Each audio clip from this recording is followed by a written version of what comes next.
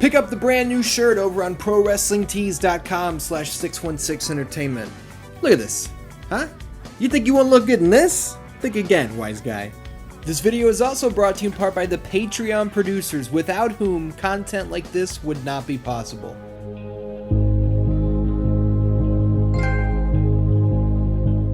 Following the release of 1999's Code Veronica on the Sega Dreamcast, forward progress regarding the Resident Evil universe's story practically came to a screeching halt. Between the 5-year window of 1999 and 2004, nearly every single game that hit store shelves was going backwards on the timeline. RE0 brought us back further than we'd ever been. We're talking before the events of the first game even took place. The 2 Outbreak side entries occurred prior to and during the storylines of Resident Evil 2 and 3. Resident Evil Survivor sucked. As beautiful as the GameCube remake was, it was a remake. 2003's Resident Evil Dead Aim hit the PlayStation 2 with resounding, mediocrity, is probably the nicest way I can put it. Nothing of any consequence happens across the entire plot, and it stars brand new heroes and villains that have never and will never be heard from again, so it's a waste of time. You can learn all about that in part 4 of this series, which I hope you've already seen if you clicked on this video. Do you see what I'm getting at here? What the hell happened to Resident Evil? We had a real story, a gripping plotline overflowing with corporate deception, betrayal, mass murder, world domination, the undead. Come on! How does this all build across a fantastic trilogy and really explode in Code Veronica, only to be put on ice for 6 years? Well, there's a hell of a story there, DanDans. Welcome to the History of Resident Evil Part 5, The New Face of Fear. On this final installment of the Decade of Decay series, we are diving deep into Resident Evil 4. This was the game that took the tried and true, and honestly, tired formula, and completely flipped the script, modernizing not only survival horror, but video games as a whole 15 years ago. I felt some of you scoff there when I called the RE formula tried and true, and tired. But we need to be honest with ourselves. The original trilogy? Fucking awesome. Code Veronica? Come on, man. The remake? Are you kidding me? These games were great, but where was the growth? Sure, they started to look a lot shinier from 1996 to 2002, but it's pretty fair to say that the only innovative blood pumping from the heart of the mainline Resident Evil games was being sent straight through the arteries to the graphical department. If you knew how to play RE1 in 1996, you could pick up 1999's Code Veronica or 2002's Zero with a next to non-existent learning curve. Burt Lance once said, if it ain't broke, don't fix it, right? Well, Burt Lance was a crooked fuck, so what did he know? Resident Evil may not have been broken, but it was indeed stagnating. Evolution is key to long-term survival. This is undebatable. Look at every single one of the greatest franchises throughout video game history and tell me what they all have in common. Did Mario look and feel the same in 2002 as it did in 1985? No, it didn't. Was Samus still traversing the same old 2D corridors from 1986 that she was in 2002? Not a chance. Our man Link? Don't even get me started. Snake? Snake? Snake! No, sir. But those of us on the consumer side of things weren't the only ones who felt that Resident Evil needed a major shakeup. Little did we know, reinvention had been the goal behind the scenes for years. The 6 years in question between the release of Code Veronica all the way to 2005 was not without its fair share of hard work, and unfortunately, failures. We've previously covered the hardships of these games' development, but nothing could compare to the struggle that was the creation of Resident Evil 4. The first iteration was brought forth by Hideki Kamiya and Noboru Shigemura, the director-writer combo responsible for 1998's beloved Resident Evil 2. Kamiya's vision for the series' reinvention was basically Resident Evil on every steroid known to man. His idea was action-packed, fast as hell. There was a focus on the atmosphere actually feeling cool as opposed to horrible and suffocating. When presented with this pitch, Shinji Mikami, the creator of Resident Evil, liked what he saw. He just didn't think it fit the mold of Resident Evil at all. But rather than shit-canning this impressive new skeletal structure, Kamiya and Shigemura were allowed to finish the game and bring it to market. And on August 23rd, 2001, Devil May Cry was born. Not long after Mikami passed on what would become Devil May Cry, which did pretty well for itself in its own right, wouldn't you say? Development on RE4 started anew, and was actually revealed at the 2002 Tokyo Game Show. The game would star Leon Kennedy, who was breaking into Umbrella's headquarters, which, instead of a skyscraper, their HQ building was a castle for some reason, I don't know. Allegedly, this version would also include Leon being able to use a secret superpower hidden in his left hand. You might be thinking, wait, I don't remember using any super abilities. And that's right, you don't. Because even at an estimated 40% complete, this fog or castle iteration of the game was cancelled. What was to come was yet another new vision, built from the DNA of the fog version, but focusing less on black smoke and traditional zombies and more on the paranormal. At E3 2003, what is now commonly referred to as the Hookman or hallucination version was shown off for the first time, but not with a simple trailer. Fans were treated to 5 full minutes of gameplay, which showed off a brand new take on what Resident Evil could be. There were no zombies, no monsters, no underground labs. In their place were children's dolls that would spring to life, seemingly haunted suits of armor waiting for the player to step beneath their blade, and a phantom armed with a hook that emerged from an aged painting. His movements were unpredictable and horrifying, setting the tone for this new take on the storied franchise. The atmosphere was said to be inspired by films such as 2000's Lost Souls and 1990's Jacob's Ladder. Though the game would star Leon Kennedy, it is said that a second playable character would have awoken inside the castle at some point, paired with her trusty biogenetically enhanced dog by her side. Obviously, this would be the third version of Resident Evil 4 to be abandoned.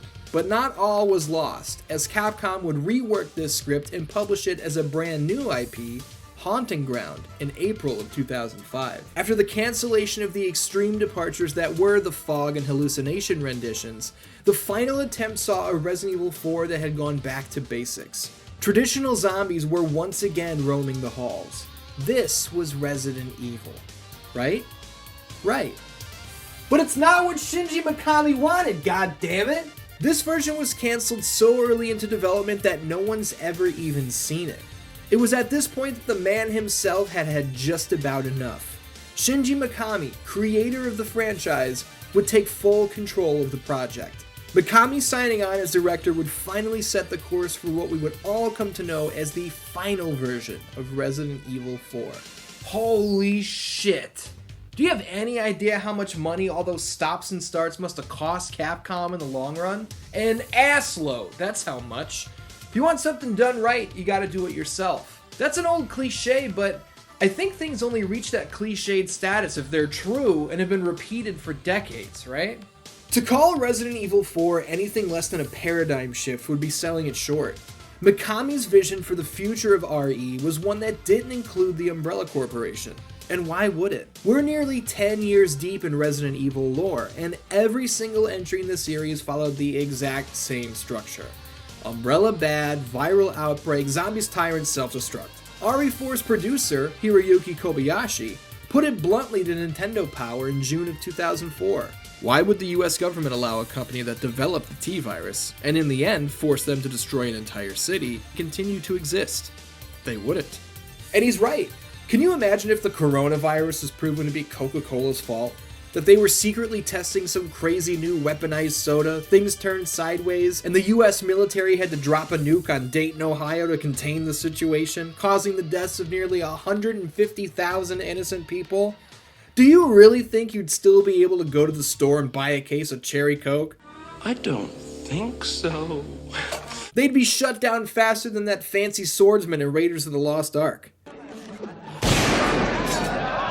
Without Umbrella, there's no T-Virus. Without the T-Virus, there are no zombies, no tyrants, none of the cookie-cutter monsters present in the previous 12 games. But without an evil corporation to cause a problem, where the hell is our story coming from? Here's the situation. 6 years have passed since Raccoon City was destroyed. No longer working as a police officer, Leon Kennedy is now a high-ranking US government agent, tasked with locating and rescuing the president's daughter, Ashley Graham, who has been kidnapped. Ashley's being held captive by what is presumably a shadowy, unknown group of terrorists, which, according to top secret intel, are holed up somewhere in a small village in Spain. Sounds simple enough. Sneak in, boom boom boom, save the girl, and sail out of Spain like ain't shit happened. Well, the very first dude Leon asks about the president's daughter winds up swinging a hatchet at his face. Was wondering if you might recognize a girl in this photograph? ¿Qué carajo estás haciendo aquí? ¡Lárgate, cabrón! Sorry to have bothered you.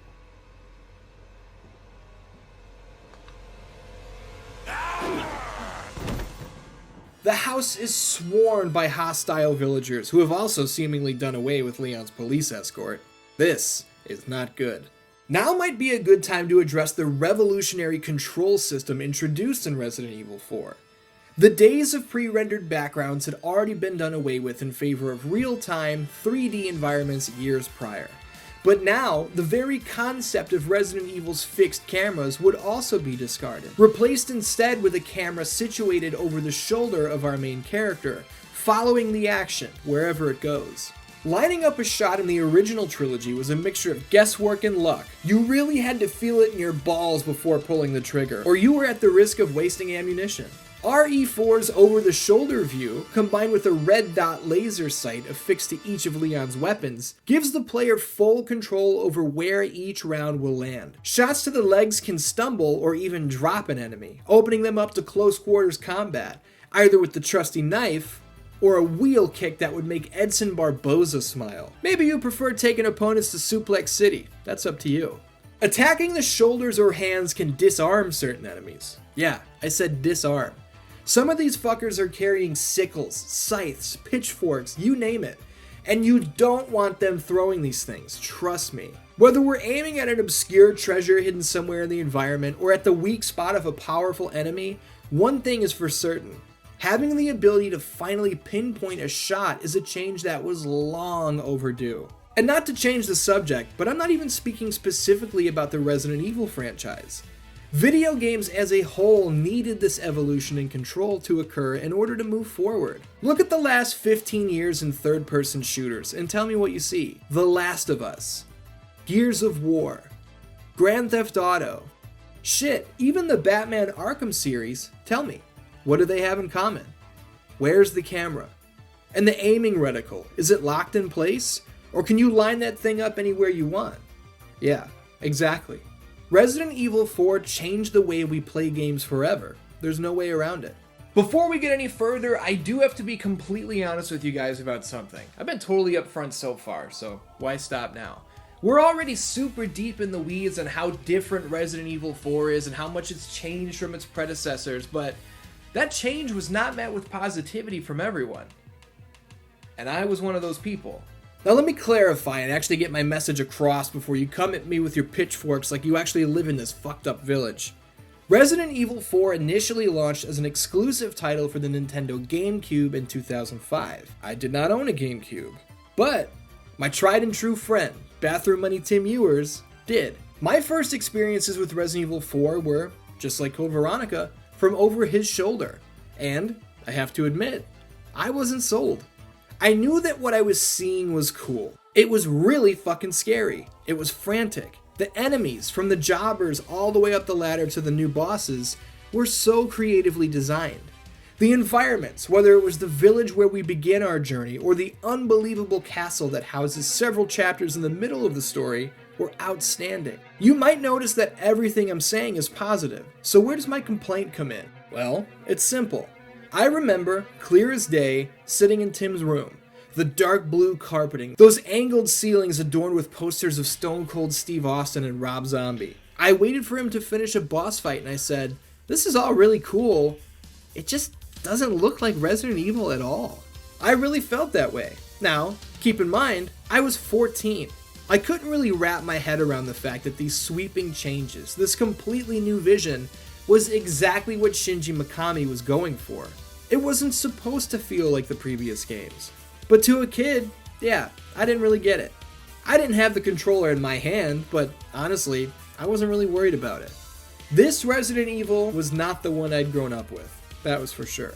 I mean, I played it later on the PlayStation 2, and at the time that I'm recording this, I actually just finished playing it again on the PlayStation 4, so I have a ton of first-hand experience with it now, and I fucking love this game.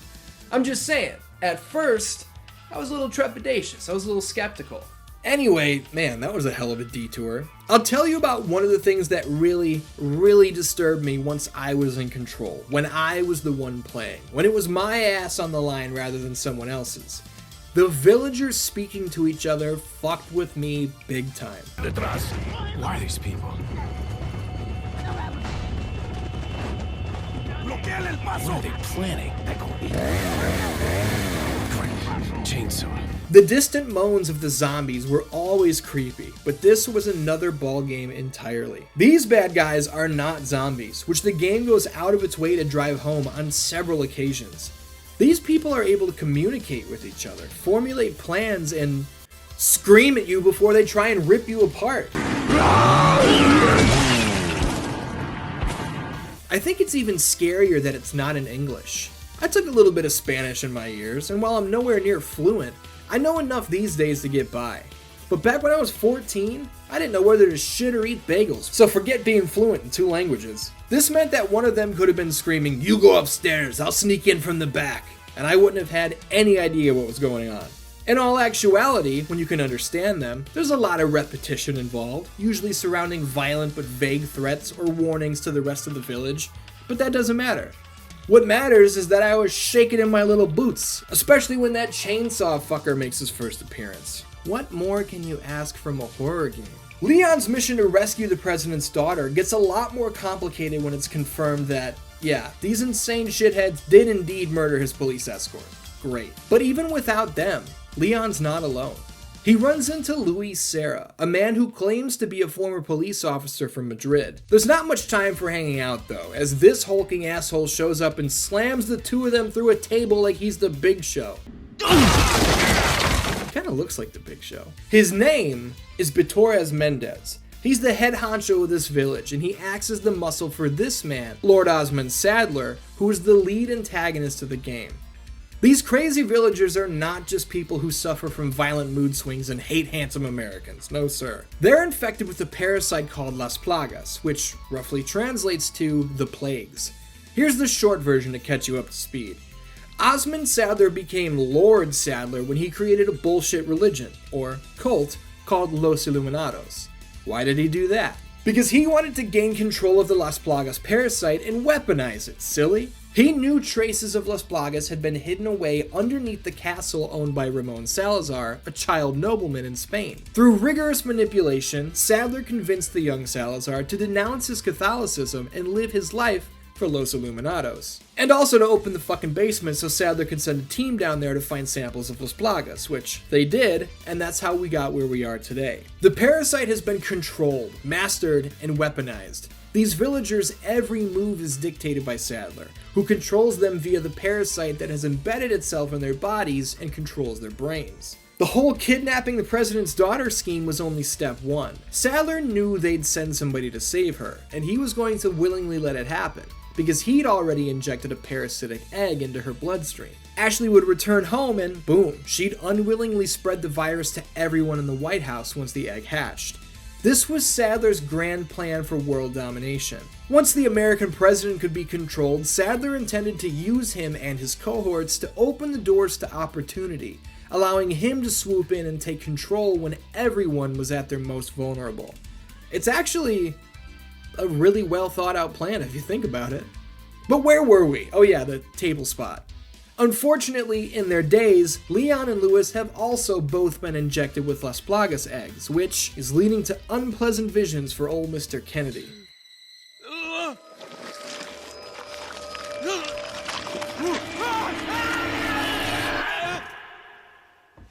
At a later point, Mendez encounters Leon sneaking through a hallway and goozles him. Well, it's a big show. Mendez could snap Leon like a twig, but he doesn't, because, as he says,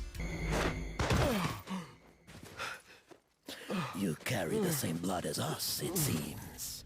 as if there wasn't enough pressure already, this has now become a race against the clock. This isn't something you're used to hearing me say about Resident Evil, but I mean, one of my favorite parts of RE4 is that it's chock full of RPG elements. We're used to scrounging for ammo or finding new weapons, but now our fallen foes drop currency. In no time, our wallet is full of cash. What the hell are we gonna do with this money? Go to the fucking store? No. We talk to this guy. He's definitely a shady fucker, a hooded hinster, but he's got it all. I have everything. And I was like, oh. This guy will sell you new guns. He'll sell you healing items. He'll sell you a treasure map so that you can go out, find expensive shit, and then sell it to him so he can sell it to someone else. This guy is wheeling and dealing. Not only that, but we can spend our hard-earned blood money on upgrades for weapons we already own. Whether it's a new scope or just a damage modifier, he can do it. He'll even pitch quests like, hey, I've hung all these blue medallions around the area. If you can break 10 of them, I'll give you a prize. Side quests in Resident Evil? Yes, please. This guy became a major hit on the internet, and cosplayers love to dress up as this bit part side character to this day. I love it. And while we're on the subject of RPG elements, we can't forget the big one.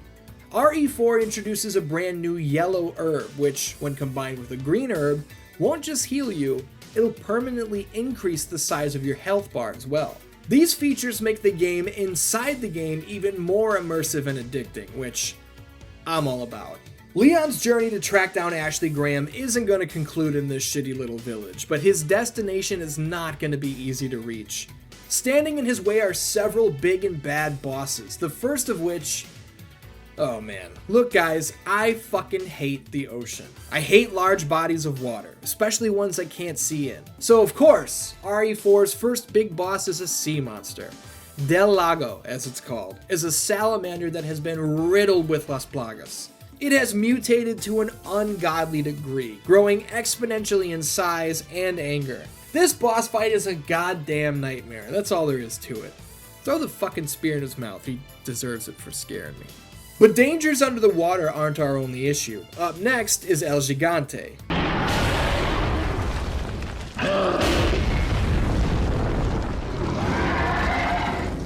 What the hell is this thing? That's a man.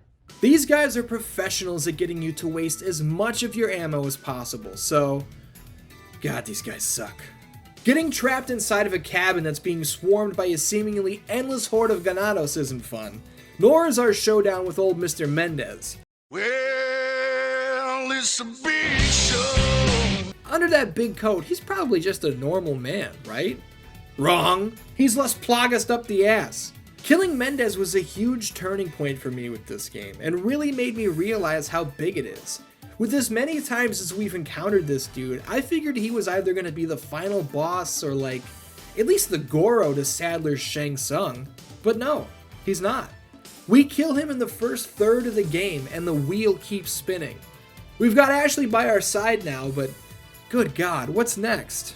Well, this is where the castle comes into play, my friends. Gone are the villagers with their hatchets, and in are the cultists with their maces and robes. Some of these sons of bitches carry shields, some wear armor over their faces which protect them from headshots. We've got guys with crossbows and rocket launchers, it's a whole thing. These jerks are even scarier than the villagers, as their mantras and phrases now cut deeper than just stop him. Morir es vivir, morir es vivir. Keeping Ashley alive in this new setting is a whole new kettle of fish, and it can be a real pain in the ass if you're not minding your P's and Q's at all times. Lewis drops by to tell us that he has medication that will slow the development of the eggs in our bloodstream, but in true Lewis fashion, he forgot it. Thanks.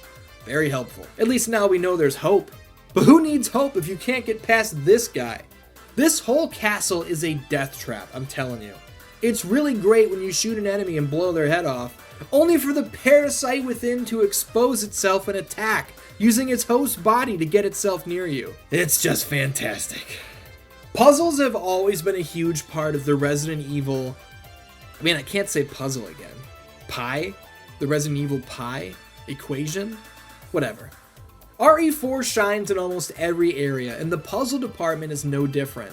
You can really feel that Shinji Mikami charm in lines like 2 moons make 1, which is followed by having to locate 2 half-moon pieces sprawled out in a garden maze swarming with infected dogs. But who's got time for that when, oh my goodness, it's Ada Wong. But what the hell is she doing here? So it is true. True? About what? You working with Wesker. Oh, that's not good. Nor is the fact that Ashley has been recaptured. And let's not forget... Leon! I got it.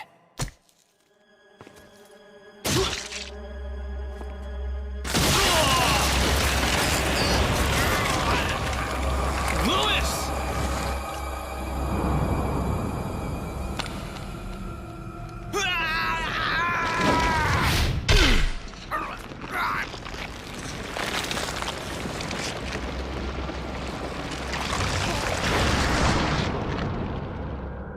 Now that I have the sample, you serve me no purpose. Sadler! My boy Salazar will make sure you follow the same fate. With his dying breaths, Lewis reveals that he actually used to work for Sadler. He researched Las Plagas, and when he learned of Sadler's true intentions, he turned on him. Lewis was breaking back into the cult to secure a sample and antibodies for Las Plagas to ensure that Sadler's plan would not come to fruition. And now? Oh man. Lewis dying was another moment that hit me with, wow, there's still so much more to do. This wasn't a paint-by-numbers story where we can see exactly where it's going and how it's all gonna end. We're losing people left and right, and we're only halfway up the ladder. After tracking Ashley down once again, it's time to get down to business.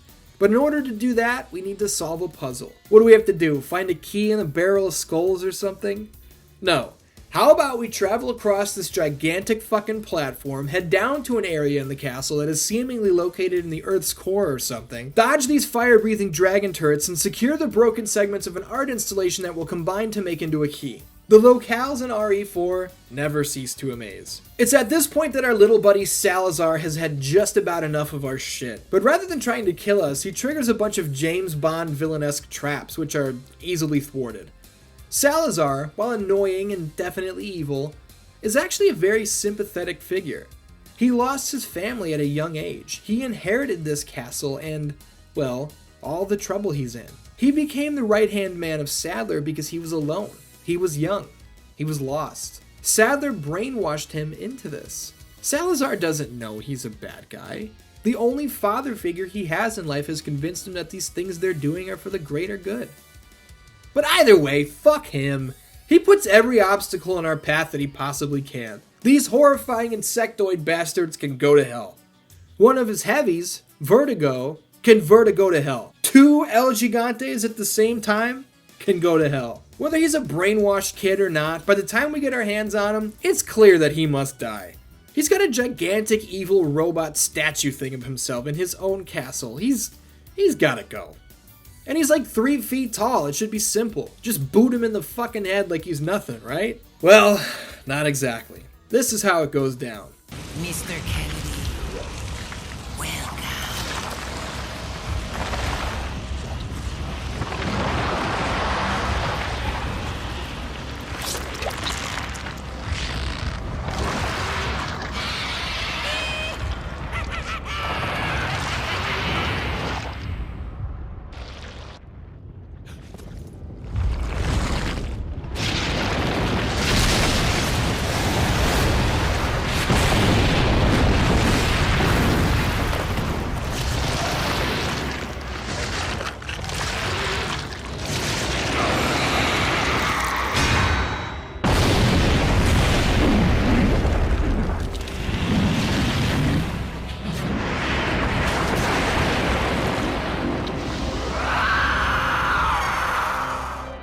Monsters. Guess after this, there'll be one less to worry about. Of course, it couldn't be easy. But once Salazar is disposed of, Leon once again crosses paths with the beautiful Miss Ada Wong. Are the two finally going to work together? Nope! She's out of here to do whatever it is that hot Asian women do on a haunted island full of maniacs. And this island, man, this is where the real creepy shit was going down. We learn through a diary that the villagers from the very beginning all became infected because they were the workers Sadler sent down in the mines to recover the fossilized Las Plagas. Being down there, cracking through those rocks, breathing in all of those ancient particles, they all wound up infected through exposure.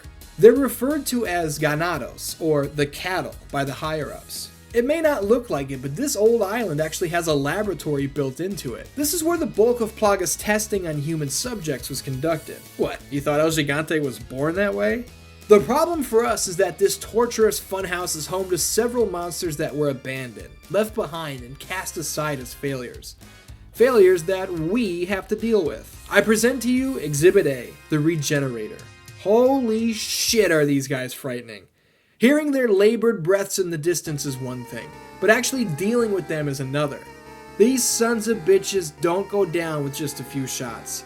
Their metabolism has been rewritten and supercharged to the point that they can, as the name implies, regenerate severed limbs. The only way to quickly and efficiently eliminate them is to equip your weapon with a thermal scope and, rather than target the Regenerator's head, target the several Plagas that have attached themselves to its body. Oh, and God help you, heaven help you, everybody else help you if an Iron Maiden Regenerator gets too close. These guys can pull you in and expel razor-sharp tendrils from their bodies, ending your quest in a split second. Fuck these guys. Before we put a bow on this story, I want to jump in here real quick and address something that bothers me to this day. Obviously, Resident Evil 4 is a departure. It sets itself apart from the games that came before it, but there's a whole flock of people out there that just look at this as an action game rather than a survival horror game. Obviously, there are more action-style elements to the gameplay and the presentation. I can't recall a previous RE title where we were tasked with mowing down hordes of fast-moving enemies in order to provide cover for our partner who was driving the vehicle we're in the back of, you know? But I'll be goddamned if this game isn't scary. Sure, we're more mobile than we used to be, but not by much. We still have to stand still in order to line up a shot. And for fuck's sake, no one's more mobile than our enemies. Sure, there's that one scene where we go straight Schwarzenegger commando on a bunch of ganados while an attack helicopter provides 50 caliber cover, but that's just a blink and miss it part of a mission that's building toward the main event. The settings are creepy. The monsters are terrifying. The sounds, the music, everything about RE4 is fucking scary. So I don't want to hear any of that, oh, it's just an action game bullshit going forward, alright?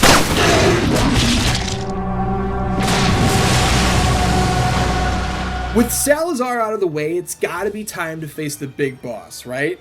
Nope! It turns out Ada didn't come here alone. Her tag team partner in this deal is Jack Krauser, a former comrade of Leon's who was presumed to be dead after an accident some years ago. And maybe he did die, I don't know. He's all gassed up on Las Plagas here, so maybe he was... I don't know what he was, they didn't tell us. We fight this dude twice, once in a battle centered entirely around QuickTime events,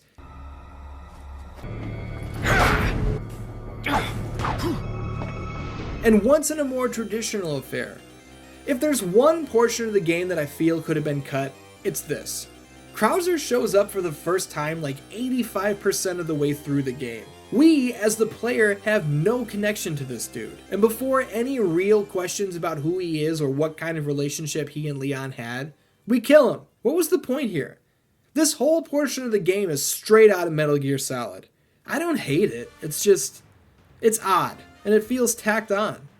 I wonder if there was originally more Krauser content that was left on the cutting room floor for some reason. Either way, Ada turning on Krauser to help out her old flame Leon cements her as a babyface. A chaotic babyface, but a babyface nonetheless. With the help of a trusty old rickety radiation laser and some extremely convenient guesswork, Leon and Ashley are able to expel Las Plagas from their bodies before heading into the final battle with Sadler. You know what's happening here. Sadler is not some feeble old man. He's...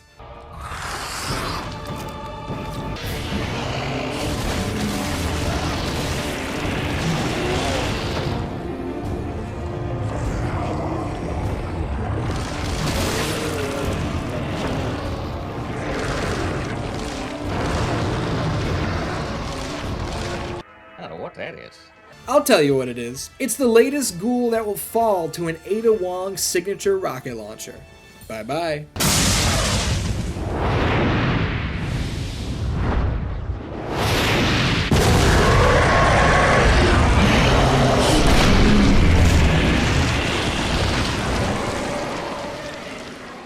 You knew we we couldn't go an entire Resident Evil game without a self-destruct sequence, right?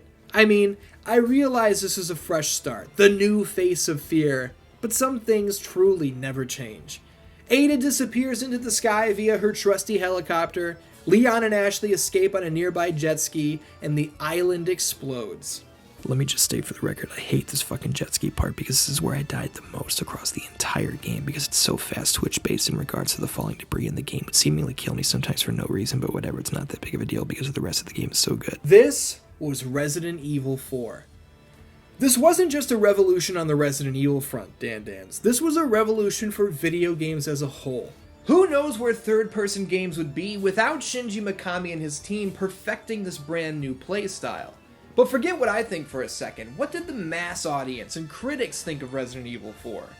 We kinda glazed over this fact in favor of getting into the development side of things as quickly as possible, but you may or may not remember, Resident Evil 4 was initially exclusive to the Nintendo GameCube. It was part of the Capcom 5, a quintet of titles created as a partnership between Capcom and Nintendo that was intended to give the unfortunately flailing GameCube a shot in the ass. This situation could be a video in its own right, but for the sake of time, let's cut to the chase. RE4 sold 1.6 million units on the GameCube. It performed very, very well, but the install base of the GameCube was just so much smaller than that of its main competitor, the PlayStation 2. And so, less than 10 months after its huge exclusive release on Nintendo's console, Capcom made the decision to port it to the PS2. Was that a good idea? Could Nintendo and their fans ever forgive Capcom for going back on their exclusive promise? Well, the game sold more than 2 million more units upon the release of its PlayStation 2 port, so either way, I think it was worth it. When it came to the critics, I don't know if anyone could have predicted these marks. IGN's Matt Casamassina scored it a 9.8 out of 10. Edge magazine issued a perfect 10. GameSpot's Greg Casavin's review came complete with a score of a 9.6. It earned multiple Game of the Year awards from the likes of Nintendo Power, Spike TV's Game Awards, Game Informer magazine, and more. Screw Attack has labeled RE4 as the greatest GameCube game of all time, which is incredible considering how many excellent games are on that platform. Listen, there's a reason this title is revered the way it is to this day, 15 years after it made its debut. It's because it really is absolutely legendary. Through all of Resident Evil 4's twists and turns, stops and starts, cancellations and transformations, one thing is for certain. The game is unforgettable. Whether you're playing through the story for the first time or diving into New Game Plus with new weapons and unlocked costumes, you're in for a ride.